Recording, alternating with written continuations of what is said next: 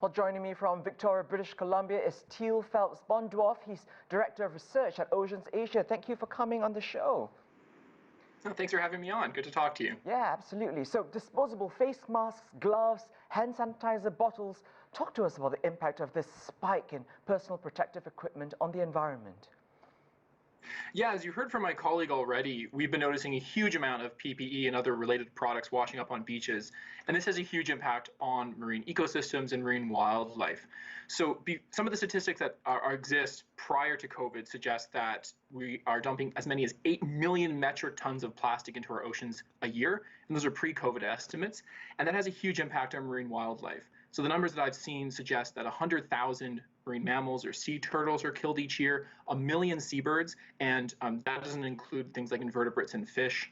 And so these are having huge impacts on marine wildlife. It poisons animals, it interferes with their reproductive systems, it entangles them, killing them, and it basically is devastating our oceans. I mean, really, in a way, we're seeing the pandemic has been a bit of a double-edged sword for the environment. On the one hand, you see air quality increased, more wildlife in cities, but we've also seen recycling suspended in some cities, an increase in delivery packaging waste from online shopping. It is quite a development. Yeah, and some countries have been, pausing previous efforts to reduce the use of single-use plastic items. I know the UK paused its efforts to ban single-use plastic bags.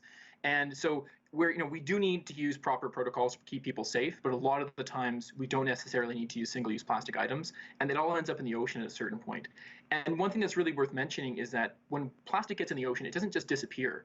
It breaks down to smaller and smaller pieces into microplastics, which devastate marine wildlife.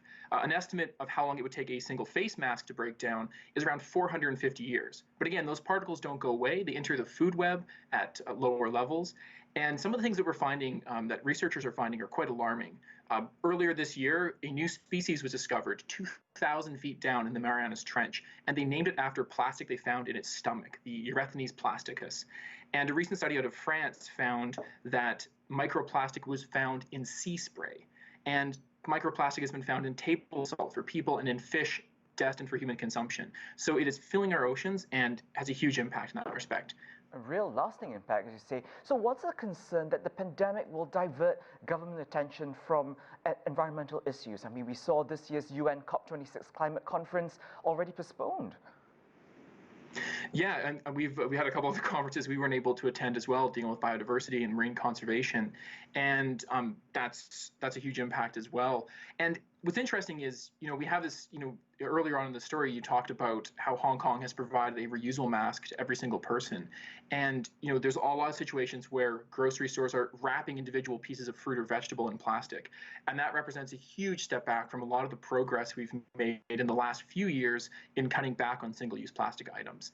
And so, whereas we want to keep people safe, we also want to ensure that we're not having a devastating long-term impact on our environment, and we're not using unnecessary single-use plastic items.